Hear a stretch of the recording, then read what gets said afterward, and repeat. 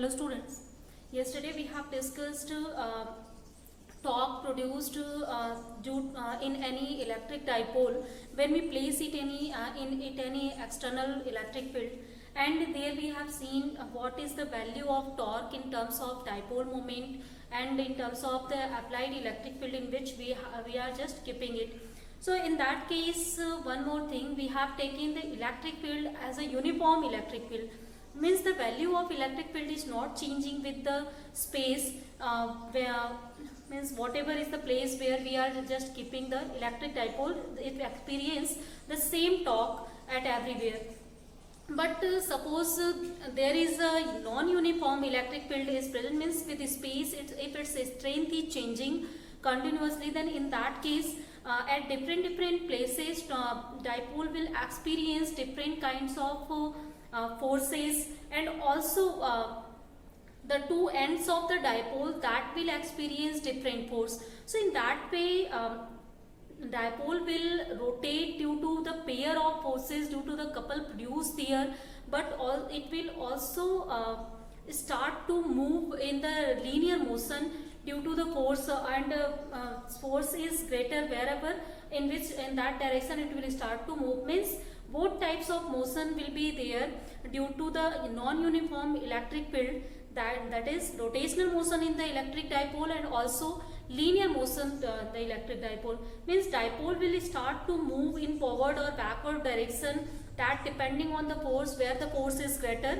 and it will start to rotate through an angle theta there. So in that case we have to see first of all in which direction the net force is acting. In that direction it will start to move with due to the applied non-uniform electric field. So that topic that we have discussed, I think there is now no confusion, and some of the numerical problem that we have discussed. So and let's discuss first of all some numerical problem based on this torque produced in dipole when we put it into the any external electric field. So one numerical problem is that if any electric dipole that is held at an angle of 30 degree in the external electric field that has suppose a strength 10 power 4 coulomb per meter, so in Newton per coulomb, and in that case if, two things are given. First, the angle at which this electric dipole is held, and the magnitude of electric field is, that is 10 to the power 4 Newton per coulomb here. Third thing is that due to this external uniform electric field, this dipole experiences a torque of 3 into 10 to the power minus 29 Newton meter. Then what is the value of dipole moment in that electric dipole? So simple, as we have discussed what is the formula for the torque produced in any electric dipole. So that is given by tau is equal to Pe sin theta. So from this formula we can write P is equal to tau upon E sin theta, and value of torque is given here 3 into 10 to the power minus 29. This is 3 into 10 to the power minus 29 divided by the value of E is 10 to the power 4, and value of theta is sin theta, that is given sin 30 degree, and the value of sin 30 degree, that is 1 by 2. So if you will put value 1 by 2, then this will multiply it. So finally we will get here 6 into 10 to the power minus 34, and if you will see here the unit for this, then unit will be coulomb meter. So this is the value of electric dipole moment that is produced in the or that is already contained in the electric dipole that we are putting in any uniform electric field of strength 10 power 4, and when we will put it and held it at theta is equal to 30 degree, then it will experience this amount of torque here. So I think that numerical is now clear. So if this is clear, then let's study the next topic here. So in this chapter, the next topic that we will study, that is very important topic, and it is Gauss law of electrostatic. So basically Gauss law of electrostatic deals with particular shape, and if suppose we have idea about the area of that shape or area of any closed surface, then in that case we can easily apply this law to find out the electric field strength at any point that due to that surface. So suppose we have any square, we have rectangle, we have a sphere, cylindrical body, they all bodies are closed bodies, and due to these closed bodies at any point we can calculate what will be the electric field easily. But before discussing this Gauss law of electrostatics, some of the basic factor that we have to discuss here, that is electric flux. Because Gauss law of electrostatic deals with the term electric flux here. So first let's know what is electric flux. So electric flux is number of electric field lines passes through any closed surface. So as field lines we have discussed already, these are the lines that we are calling them also electric line of forces, means they are representing the direction of electric force as well as the tangent drawn on that represent the direction of electric field strength. So in this way we can easily understand the direction of electric field as well as electric forces that are acting due to presence of any charge anywhere. So if we are calculating how many number of field lines that are passing through any closed surface, suppose here any closed surface that I have just put here, and some of the electric field lines that are moving, but it means in any electric field, obviously electric field we can represent it by electric field lines, and in that electric field some of the loops or some of the closed surface we have just put it here, then these field lines will cross these surfaces. So how many number of lines are crossing, that is known as the electric flux. So these things it has very large examples or very large importance also. So later we will discuss its physical significance, why we are taking or we are calculating number of field lines, as these field lines are already we have taken it is as the arbitrary lines, means arbitrarily we have drawn it, these are imaginary lines, these are not present, only we have taken it to show the direction of forces or field, but still now we are taking their number, how many numbers they are passing through any surface. So by using actually this concept of electric flux or number of flux that is passing through it, we can easily calculate the electric field strength, because electric field lines are representing the electric field due to any charged particle. So basically if we will calculate how many number of lines we have, then easily by using the data of them we can easily calculate what is the electric field if we know the area of this closed loop. Means if we multiply area of closed loop to the electric field number of electric field lines and electric field strength contained in them, so we by using all these three quantities easily we can calculate what will be the electric field strength. So this electric flux, it can be represented by a term phi. This phi is given by E into ds. Suppose we are taking a small area of this closed curve ds, and through this small area some number of lines that are passing. So the number of lines that is known as electric flux. This electric flux we are represented by sub d phi. It is given by E dot ds. Simple E, we can represent or we can calculate electric flux by E dot ds easily here. Or if we have to calculate the whole of the term, means through whole of the area how many number of lines are passing, means whole of the electric flux over this whole surface area. So this phi we can obtain easily by integrating this term E dot ds over any closed surface. So this integration shows us that we are integrating it over any closed surface and over the area here. So E dot ds represent the electric flux or number of electric field lines passing through it, through which we can calculate what will be the value of this electric field that are contained or that are presented by these electric field lines here. So if the definition of electric field lines are clear, now let's come to our original position or original point, that is Gauss law of electrostatic. One more thing, if you can expand it, then d phi can be written as E ds cos theta. This is scalar product between E dot E and ds. Means, and ds, as you know that area is scalar quantity, but if you have to represent it by vector, so that is known as area vector. To represent the vector here, we are taking a normal that is perpendicular to the surface of the or plane of the area. So simple, if you will draw a normal to this plane of this loop, then that is known as area vector. And if we suppose that normal we have taken n cap, and if you will multiply ds into them, so this will represent this area vector ds. So in place of ds you can also write vector n dot ds in place of here. Now we have just converted it into the this vector quantity, and by using this we can take vector product here, that is E ds cos theta, and this theta is the angle between this area vector and electric field.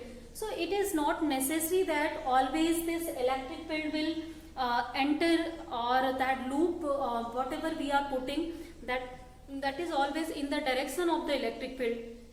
That can be situated at any angle, any arbitrary angle.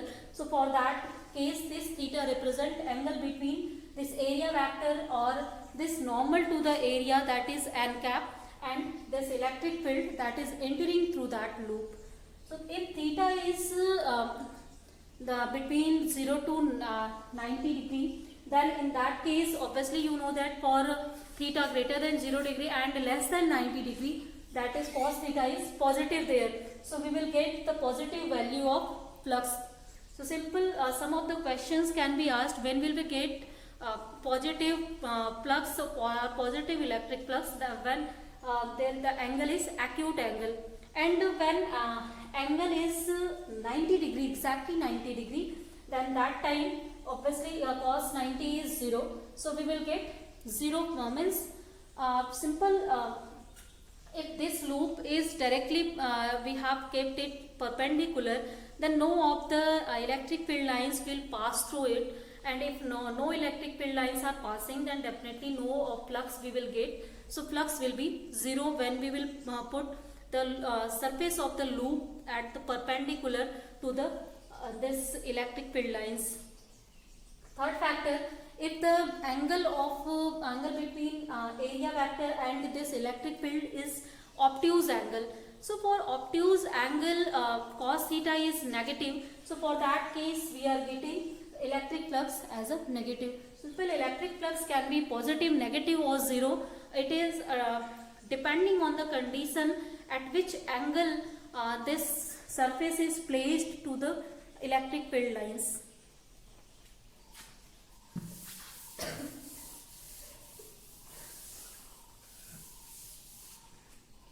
Next, this Gauss law of electrostatic or Gauss theorem.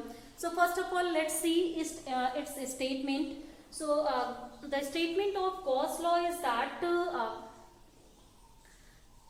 this electric flux over any closed surface, that is equal to 1 by epsilon 0 times to the charge enclosed by that particular surface. So suppose any surface that we have kept in any electric field, this is the electric field of strength E, and this is the surface of area ds, and if suppose this surface enclosed a charge q on that, then according to Gauss theorem, it is that this flux, that is E dot ds, this is equal to 1 by epsilon 0 times to the charge enclosed on this surface. So charge enclosed on this surface is q.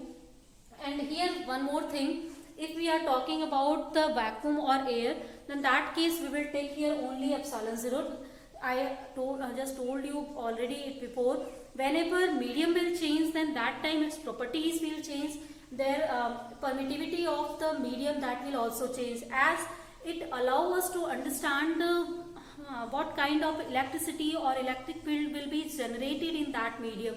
So if medium is very good conductor, electricity or electric field can easily be produced there. For that case, permittivity will be greater, and for such types of material or medium where we cannot produce the electric field, then that time permittivity will be less, or sometimes if zero electric field we are just producing, then that time permittivity will be zero, but still that is not the case ever we have obtained.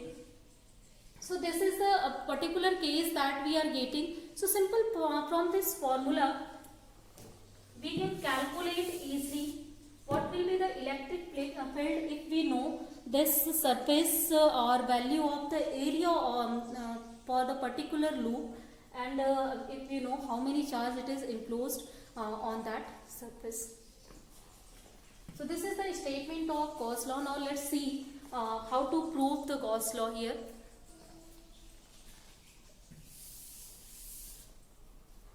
So for the proof of the Gauss law, we will take some spherically symmetric surface.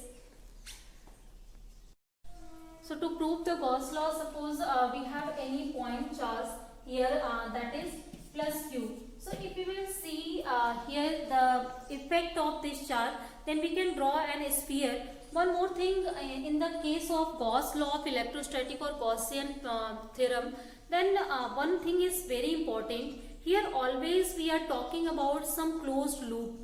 So suppose if we have any point charge, then how can we draw any closed loop which should have any area? So that time we are seeing to which point this charge is effective, and according to that we are drawing some Gaussian surface here. So this is one of the most important thing that we have to understand in the case of Gauss theorem, that how can we draw the Gaussian surface. So Gaussian surface, if you have to draw it, then you have to understand first of all types of sources or charges. So if we have any point charge, suppose this is the point charge, then you know that this point will equally attract or repel any other charge whenever we will try to bring it near it. Then in that way, if its strength is equal in all possible direction, then we can draw an sphere of some radius up to which it is effective. So suppose it is effective to this distance r. So by taking r as the radius, we have drawn a sphere here. So this sphere represent the effect of this particular charge plus q, and this is known as Gaussian surface. So in the case of point charge, our Gaussian surface is a sphere here. So this sphere will behave just like the closed surface of which we have to calculate the surface area. So let's see how can we prove Gauss theorem by using such types of Gaussian surface, and if we have any point charge. So in this case, if you will draw such types of things, so in this, suppose this is the area vector direction. So this is or simple, this is the direction of electric field. Obviously if it is plus q, then electric field will be directed in outward direction, we know that already. So electric field is directed in this direction, and this is the direction of area vector also, and r is the radius of this sphere. Then by the definition of electric flux, we can write the value of small electric flux. Suppose here this point charge due to this some of the electric field is generating E, means number of lines are passing through this Gaussian surface. So we are taking assuming first of all this small area ds only, and we are just dealing with the number of field lines that is passing through this small area ds here. So if this small area ds we are seeing the number of field lines that are passing, so we can write it by d phi. So d phi is given by E dot ds here.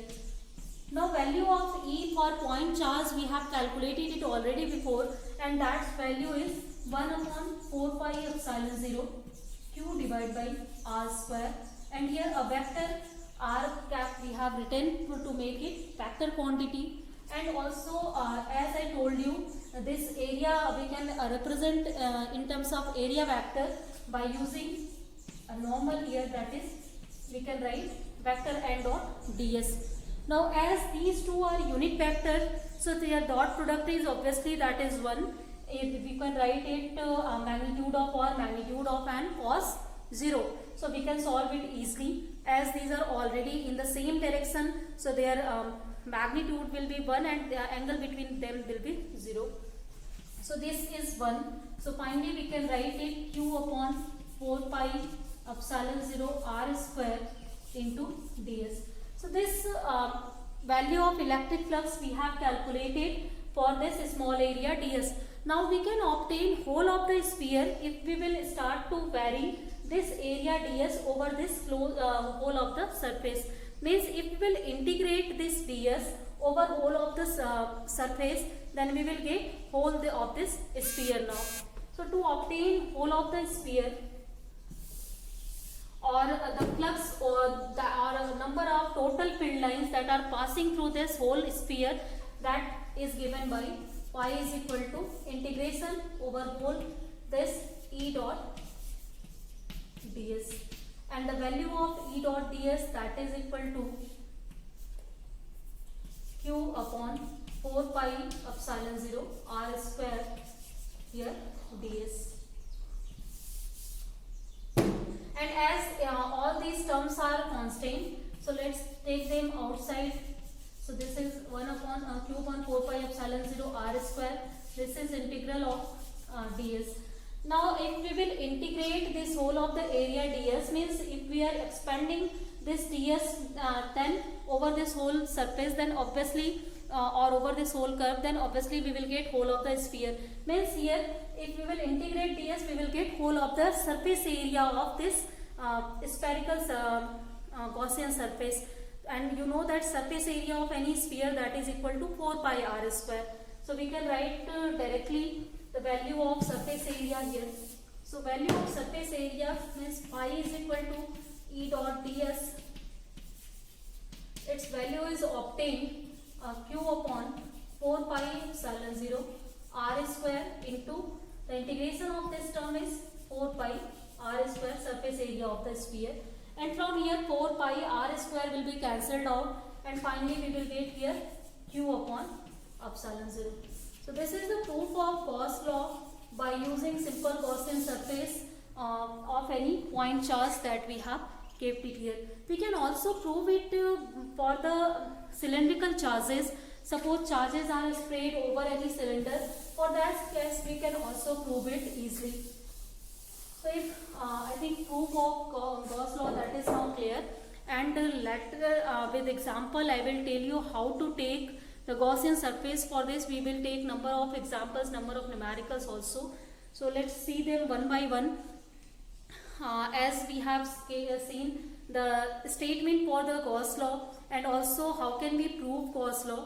Then next factor is that why we are studying it. Already we know that how to calculate electric field. So here by using this law easily we can calculate the electric field of any closed surface, or if we can imagine any kind of Gaussian surface for any charge distribution, then we can use Gauss law there also. So for that case it is very easy to calculate electric field without any number of calculations that we have done before. So let's see them, the applications of Gauss law. So in the case of application, first application is that what will be the electric field due to an infinitely long straight conducting wire. So suppose that we have any straight conducting wire like this. So if this is infinitely long straight conducting wire, and suppose positive charges are sprayed over this. So if these positive charges are sprayed over this, then this is just like the charge distribution for one-dimensional charges or one-dimensional wire that we have discussed before while we were discussing the forces due to any charge distribution in 3 dimension, in 1 dimension, 2 dimension, 3 dimension, where we have discussed of the concept of linear charge density, surface charge density and volume charge density. So if suppose that we have any long conducting wire and the charges are spread over it uniformly, then how can we calculate electric field by using Gauss law here? So again for this case, first we have to draw some of the Gaussian surface. Why we have to draw it? As Gauss law deals with the area of surface area of any closed surface. So whether until we have any closed surface, then till that time we cannot calculate the electric field by using this law.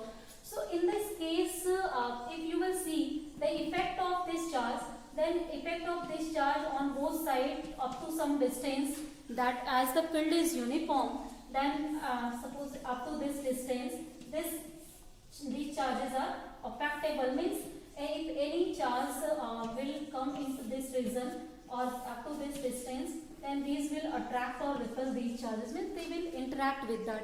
Now if you will match the tip of these distance in this way, and now if you will draw this thing,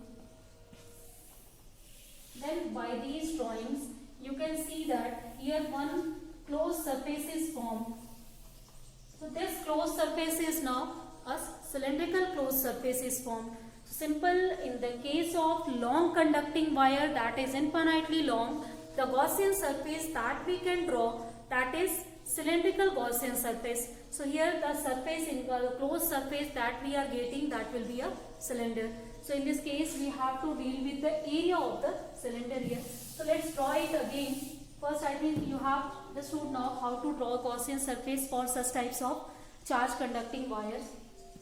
So this is our charge conducting wire, and this is now our Gaussian surface for this. And there are charges, suppose Q charges are spread over that. So in this case now, as we have to deal with the area, so first of all we have to see how many areas in the case of cylinder we have. So basic in cylinder we have three types of area. First, this surface we are seeing, this opposite surface we are seeing, and this plane surface we are seeing. So two vertical surfaces we have, means if electric field lines that are passing, that are moving through it, then electric field lines will feel in same direction, and they will feel perpendicular direction here to this surface. So basic three surfaces we have. So this is the direction of surface. Suppose this is DS1 surface, this surface is DS2 or S1 S2, you can also write it. So suppose S1 S2 I am just writing, and this surface, that surface we are seeing, this is this direction, that S3. So and also you can write it DS1 DS2 if you are just dealing with the in the vector form. So this is DS2, this is DS1. So there are three surfaces that we got here now. Now use the Gauss law of electrostatic. So according to Gauss law of electrostatic, total electric flux or electric field lines that are passing through such types of surface, that will be closed integral of E dot ds. Now if we can also write it closed integral, means if we have to start to see the point from here, then we will go here, we will go here, we will go, and again we will come to this point. Now it is formed a closed loop. So then start here now. So in this case, first of all we have this surface. Suppose I am just starting from this point. So we have this surface, this is ds1. So let's write in the factorized form this whole of the integral. So first of all we have integrated this over this surface ds1.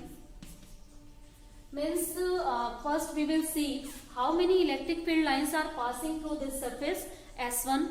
Then we will calculate or see how many electric field lines are passing through surface DS2, and then we will see how many electric field lines are passing through this surface DS3, and later we will see this term again. So in this way or directly you can write it here plus of the surface S3, this is total E dot ds3. So these are three surfaces that we have, and we can factorize this closed curve over these three surfaces, and if you will see all these three surfaces, these will form closed loop here again.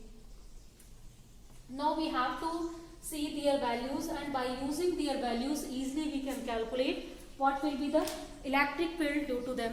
So this calculation we will do in next class. What will be the value of electric field due to this infinitely conducting wire. Only my purpose was that today, that is how to draw the Gaussian surface for different types of conductors that we have. So I think that is understood by you. Then let's see the rest of the topic and rest of the calculation in next class. So thank you, students.